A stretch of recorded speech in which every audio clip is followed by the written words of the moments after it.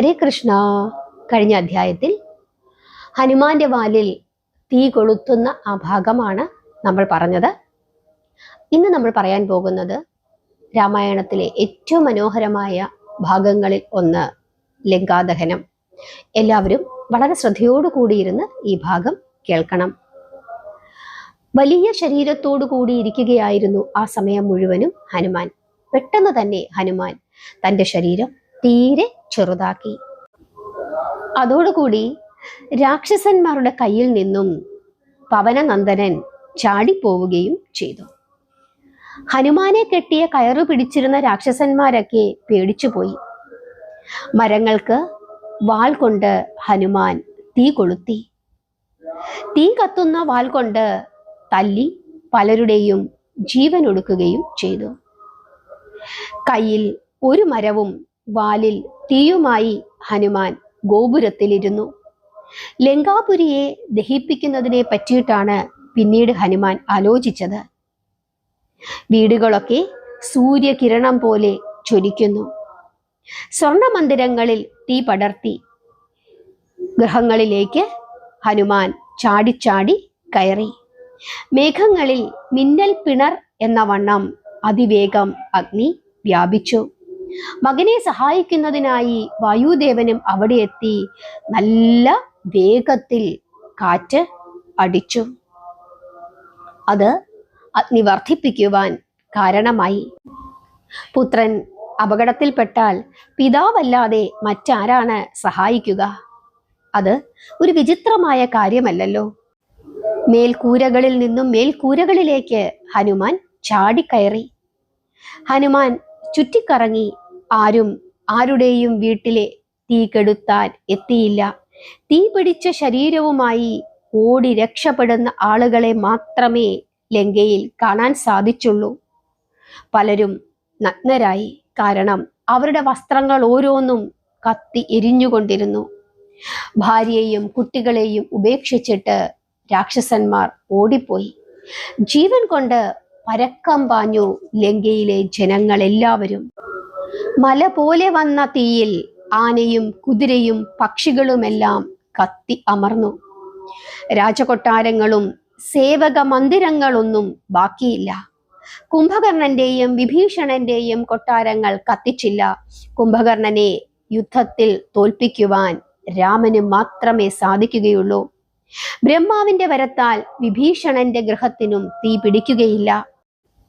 ഒരു നിമിഷം ഹനുമാൻ പകച്ചു. ഹനുമാൻ ചിന്തിച്ചു, എൻ്റെ ഈ പ്രവൃത്തിയിൽ സീതാദേവിക്ക് ദുഃഖമുണ്ടായോ? അഗ്നിയുടെ വലയിൽ സീതാദേവി എൻ്റെ അമ്മ പെട്ടുപോയോ? മകൻ അമ്മയെ വധിച്ചോ? ഇങ്ങനെ ഒരു നിമിഷം വിചാരിച്ച് ഒരു നിമിഷം പവനനന്ദനൻ സ്തബ്ധിച്ചു പോയി. ആ നിമിഷം ദേവന്മാർ വിളിച്ചു പറഞ്ഞു, പുത്ര, നിന്റെ അമ്മയ്ക്ക് ഒന്നും സംഭവിച്ചിട്ടില്ല. ദേവന്മാരുടെ ഇത്തരത്തിലുള്ള വാക്കുകൾ കേട്ടപ്പോൾ ഹനുമാന് ആശ്വാസമായി. അവൻ വീണ്ടും ഒരു ഗൃഹത്തിൽ നിന്നും മറ്റൊരു ഗൃഹത്തിലേക്ക് അഗ്നിയുമായി ചാട്ടം തുടർന്നു. ഇതെല്ലാം നടന്നുകൊണ്ടിരിക്കുന്ന സമയത്ത് വിഭീഷണന്റെ പത്നിയായ സരമ സീതയുടെ അടുക്കൽ എത്തുകയും ലങ്കയിൽ ഇപ്പോൾ നടന്നുകൊണ്ടിരിക്കുന്ന കാര്യങ്ങളൊക്കെ വിസ്തരിച്ചു തന്നെ സീതയോട് പറയുകയും ചെയ്തു.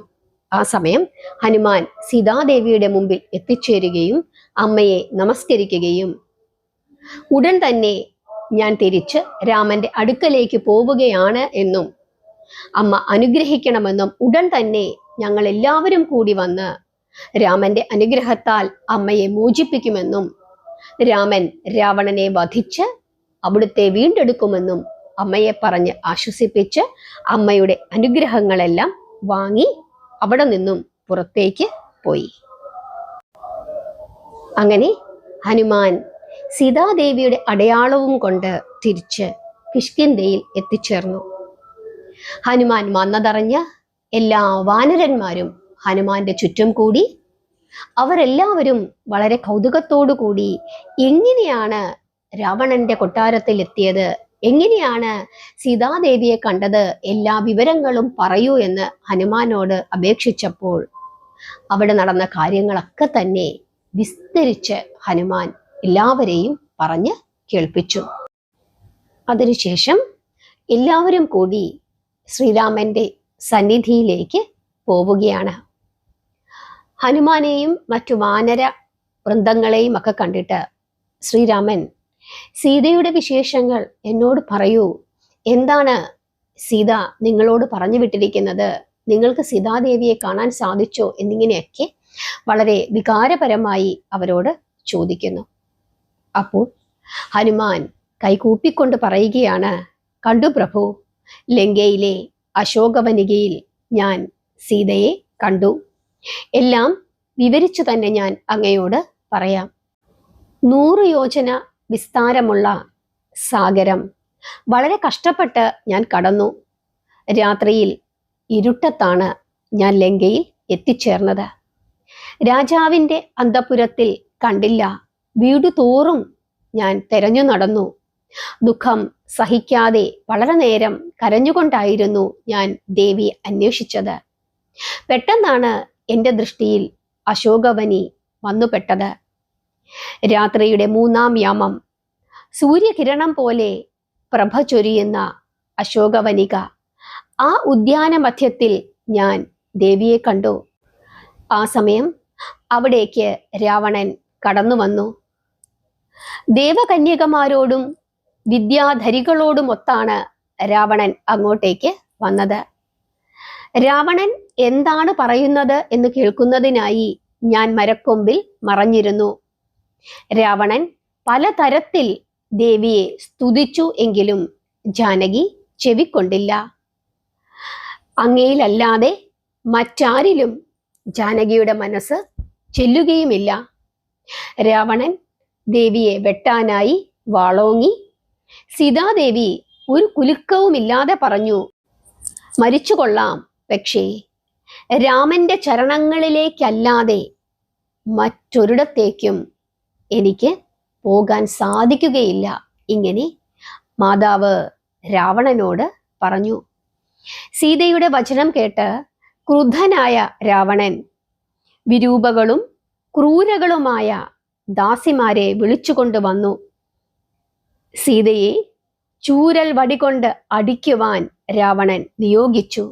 എന്നിട്ട് അന്തഃപുരത്തിലേക്ക് മടങ്ങിപ്പോയി. അവർ പലതരത്തിലും സീതാദേവിയുടെ മനസ്സു മാറ്റുവാൻ ശ്രമിച്ചു. പക്ഷേ അവരുടെ യാതൊരു വാക്കും സീതാദേവി കേട്ടില്ല. അപ്പോൾ ത്രിജട എന്ന രാക്ഷസി രാത്രിയിൽ കണ്ട ഒരു സ്വപ്നത്തിന്റെ കാര്യം പറഞ്ഞു. ജാനകിക്ക് മംഗളമുണ്ടാകണം, നല്ലതു വരണം എന്ന് ആഗ്രഹിക്കുന്നവളാണ് ത്രിജട. ത്രിജടയുടെ സ്വപ്നത്തെ പറ്റി കേൾക്കുവാനായി ദാസിമാരെല്ലാം അങ്ങോട്ടേക്ക് പോയ തക്കം നോക്കി. മരക്കൊമ്പിൽ ഇരുന്നു കൊണ്ട് ഞാൻ ദേവിയോട് സംസാരിച്ചു. എവിടെ നിന്ന് വരുന്നു എന്ന് ചോദിച്ചപ്പോൾ ഞാൻ സുഗ്രീവന്റെ കാര്യങ്ങളൊക്കെ വളരെ വിസ്തരിച്ചു തന്നെ പറഞ്ഞു. അതിനുശേഷം അങ്ങയുടെ മോതിരം ദേവിയെ കാണിച്ചു. എല്ലാ കാര്യങ്ങളും വിവരിച്ചു തന്നെ പറഞ്ഞു. സീതാദേവിയെ കണ്ട് തിരിച്ചു പോരുമ്പോൾ വിചാരിച്ചു എന്തെങ്കിലും ഒരു വിക്രമം കാണിക്കണം എന്ന്. അതിനുവേണ്ടി മനോഹരമായ അമൃതവനം ഞാൻ തകർത്തു. കാവൽക്കാരായ കോടി രാക്ഷസന്മാരെ ഞാൻ കൊന്നു. രാവണന്റെ സൈന്യങ്ങൾ എന്നെ പിടിച്ചു. അവരെ ഞാൻ വധിച്ചു.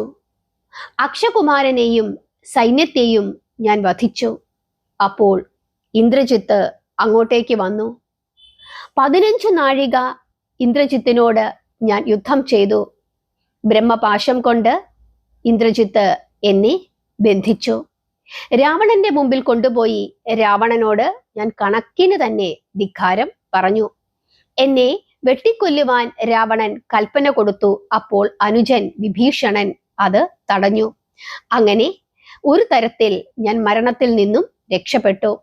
എന്റെ വാലു പൊള്ളിക്കുവാൻ ഉത്തരവായി വാലിന് അവർ തീ കൊടുത്തു. ഞാൻ ആ അഗ്നി തന്നെ ലങ്കയിലെ വീടുകൾക്കെല്ലാം പകർന്നു കൊടുത്തു. നെടുകയും കുറുകയും നടന്ന് ഞാൻ ലങ്ക മുഴുവനും നശിപ്പിച്ചു. എനിക്ക് അപകടം പറ്റുമോ എന്ന് അമ്മ വിചാരിച്ചു. പക്ഷേ എനിക്ക് ഒന്നും തന്നെ അമ്മയുടെ അനുഗ്രഹത്താൽ പറ്റിയില്ല. ഞാൻ അമ്മയുടെ മുമ്പിൽ വീണ്ടും ചെന്നു. എന്നെ കണ്ടതും അമ്മയ്ക്ക് സന്തോഷമായി. എല്ലാ കാര്യവും സാധിച്ചാണ് ഞാനിപ്പോൾ ഇവിടേക്ക് വന്നിരിക്കുന്നത്. ജാനകി വിരഹ ദുഃഖം കൊണ്ട് കരയുകയാണ്. അമ്മ മലിനയായും മ്ലാനയായും ഇരിക്കുന്നു. അലസന്റെ വിദ്യ പോലെ അമ്മയുടെ ശരീരം ദിനം പ്രതി ക്ഷീണിച്ചു വരുന്നു. ഇതൊക്കെയാണ് അവിടെ നടന്നത്. ഞാൻ കണ്ടതും കേട്ടതും മുഴുവൻ അവിടുത്തോട് പറഞ്ഞു. കണ്ടാലും ദേവി തന്നയിച്ച ചൂടാരത്നം, ഇതാ അങ്ങിത് സ്വീകരിച്ചാലും എന്ന് പറഞ്ഞുകൊണ്ട് ഹനുമാൻ ആ ചൂടാരത്നം രാമന്റെ കയ്യിൽ കൊടുത്തു.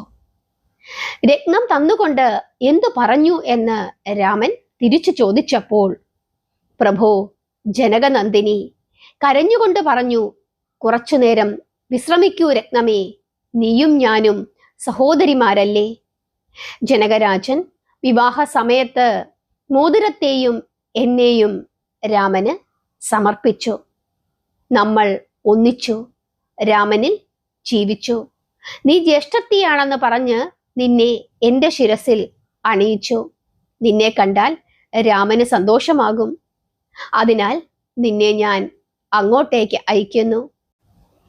ജനകന്റെ പുത്രിയും രാമന്റെ പത്നിയുമായ ജാനകി ഇതാ രാക്ഷസ ഭവനത്തിൽ ദുർഗതി അനുഭവിക്കുന്നു. ഈ ലങ്കാപുരത്തിൽ ഞാൻ എത്ര കഷ്ടതകൾ സഹിച്ചു. നീ ചെന്ന് ഇതൊക്കെ രാമനോട് പറയണം. മണിയായ നീയും രഘുകുലമണിയായ രാമനും രണ്ടുപേരും ഒന്നിച്ച് ജീവിക്കണം. ഈ ദൗർഭാഗ്യവതി ഇനി എത്ര കാലം ജീവിക്കും? ഇങ്ങനെ സീതാദേവി വിലപിച്ചു എന്ന് ഹനുമാൻ രാമനോട് പറയുന്നു. സീതയുടെ വിലാപവാക്യം കേട്ടപ്പോൾ കമലലോചനൻ വിലപിക്കുവാൻ തുടങ്ങി. രാമന്റെ മുഖം കണ്ട് വാനരന്മാർക്ക് കരച്ചിലടക്കുവാൻ സാധിച്ചതുമില്ല. ഹനുമാന്റെ ഭക്തി കണ്ട് രാമന് വളരെയധികം സന്തോഷമായി. രാമൻ പറഞ്ഞു, ധന്യരിൽ ധന്യനായ അല്ലയോ പ്രിയപ്പെട്ട ഹനുമാനെ, ത്രിലോകത്തിലും നിന്നെപ്പോലെ ഒരു വീരനില്ല. നിന്റെ വിക്രമത്തിൽ ഞാൻ അമ്പരന്നിരിക്കുകയാണ്. ഞാൻ നിനക്കെന്തു തരാൻ? ഇതാ നീ എന്നെ എടുത്തുകൊള്ളുക. ഞാൻ നിന്റേതാണ്. മറ്റൊരു പ്രസാദം ആലിംഗനമാണ്. നീ അത് എടുത്തുകൊള്ളുക എന്ന് പറഞ്ഞുകൊണ്ട് രാമൻ തൻ്റെ പ്രിയപ്പെട്ട ഭക്തനായ ഹനുമാനെ ആലിംഗനം ചെയ്തു. അതിനുശേഷം സകല വാനരന്മാരും രാമനും ലക്ഷ്മണനും എല്ലാവരും കൂടി ശുഭയാത്രയ്ക്ക് ഒരുങ്ങി. ശുഭലക്ഷണവും ശുഭഫലവും ഗണിച്ചെടുത്തു. ഉത്തര ഫാൽഗുനത്തിലെ മൂലം നക്ഷത്രം 2-ാം യാമം. വലതുഭാഗത്ത് കിടാവോടുകൂടിയ പശുവിനെയും കൊണ്ടുവരുന്ന ബ്രാഹ്മണൻ. സൂര്യവംശ രാജാക്കന്മാരുടെ ഭാഗ്യനക്ഷത്രം രോഹിണിയാണെന്നും താപസന്മാരുടെ നല്ല നക്ഷത്രം മൂലമാണെന്നും എല്ലാവർക്കും അറിയാം.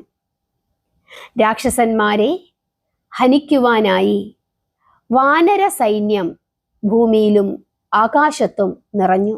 അവർ മുമ്പോട്ട് നീങ്ങി. എല്ലാവരും സാഗര തീരത്ത് ചെന്നു. ഇരിക്കുവാനായി ലതയും ഇലയും സംഘടിപ്പിച്ചു. വാനരന്മാരെല്ലാവരും മണൽപ്പരപ്പിൽ ഇരുന്നു. അതേ സ്ഥാനത്തു തന്നെ രാമനും ലക്ഷ്മണനും ഇരുന്നു.